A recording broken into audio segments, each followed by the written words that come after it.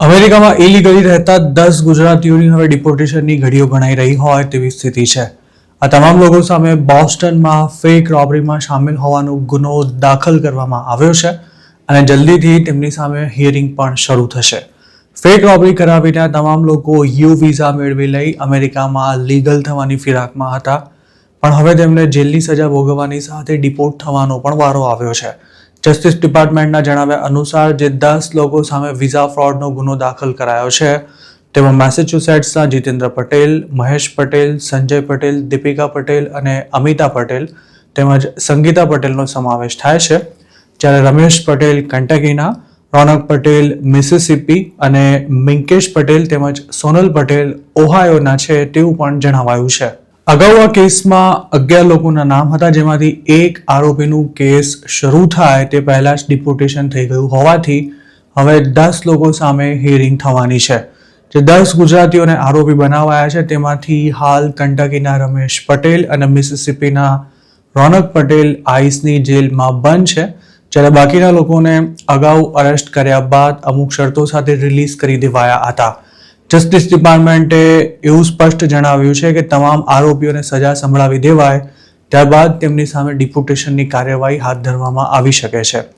હાલ કાયદાકીય કાર્યવાહીનો સામનો કરી રહેલા આ 10 ગુજરાતીઓએ ફેક રોબરીઝ કરાવવા માટે ન્યુયોર્કના રામ પટેલ સાથે વ્યવહાર કર્યો હતો. એફબીઆઈએ રામ પટેલ તેમજ બલવિંદર સિંઘ નામના 2 શખ્સોની 2023માં ધરપકડ કરી હતી અને 2025માં તેમને સજા સંભળાવાઈ હતી. ફેક રોબરી કરાવવાના આ સમગ્ર પ્રકરણનો મુખ્ય સૂત્રધાર રામ પટેલ પોતે પણ અમેરિકામાં કોઈ સ્ટેટસ વિના રહે છે.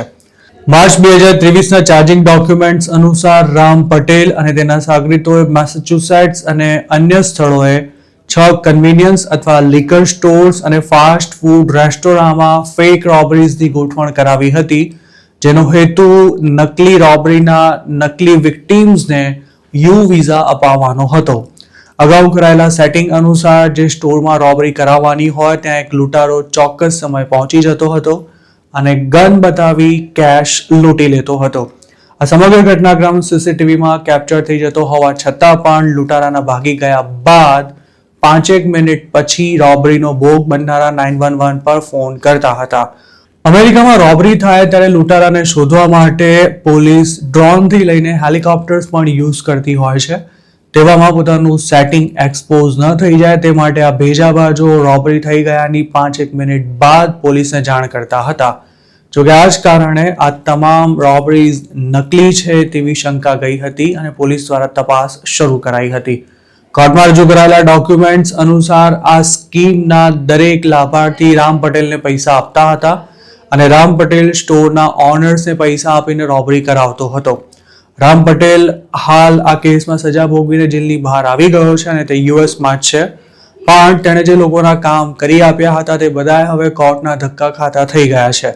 અમેરિકાના કાયદા અનુસાર વિઝા ફ્રોડમાં ગુનેગાર ઠરનારને 5 વર્ષ સુધીની જેલની સજા, 3 વર્ષની સુપરવાઇઝડ રિલીઝ અને $2.5 લાખ સુધીનો દંડ થઈ શકે છે. અમેરિકામાં ફેક રોબરી કરાવીને યુ વિઝા મેળવી લીધા બાદ સિટીઝન બની ગયા હોય તેવા ગુજરાતીઓની સંખ્યા પણ હજારોમાં છે. ઇલીગલી અમેરિકા જનારા મોટાભાગના લોકો સૌ પહેલા તો અસાયલમનો કેસ કરી વર્ક પરમિટ લેવાની સાથે ડિપોર્ટેશન સામે ટેમ્પરરી પ્રોટેક્શન મેળવી લેતા હોય છે અને જે લોકો સિંગલ હોય છે તેમની પાસે ફેક મેરેજ કરવાનો ઓપ્શન રહે છે, પણ ફેમિલી સાથે જનારા લીગલ થવા માટે મોટાભાગે ફેક રોબરી કરાવી યુ વિઝા માટે અપ્લાય કરી દેતા હોય છે. અમેરિકાની સરકાર દર વર્ષે 10,000 યુ વિઝા ઇસ્યુ કરે છે. તેનો કોટા ફિક્સ હોવાથી તેમાં વર્ષોનું વેઇટિંગ રહેતું હોય છે, પણ ફેમિલીના એક સભ્યને પણ જો યુ વિઝા મળી જાય તો તેની પાછળ બાકીના તમામ લોકો લીગલ થઈ જતા હોય છે. કેટલાક ગુજરાતીઓ તો એવા પણ છે કે જેમણે એકલા યુએસ ગયા બાદ યુ વિઝા મેળવ્યા હોય અને પછી ઇન્ડિયામાં રહેતા બાકીના ફેમિલી મેમ્બર્સને પણ ત્યાં બોલાવી લીધા હોય.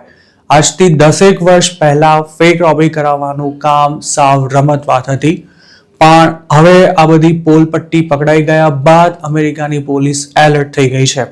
જોકે તેમ છતાંય અમુક હોશિયાર લોકો ફેક રોબરી કરાવી જ રહ્યા છે, પણ તેઓ ભૂલી જાય છે કે ગમે ત્યારે તેમનો વારો પણ આવી શકે છે.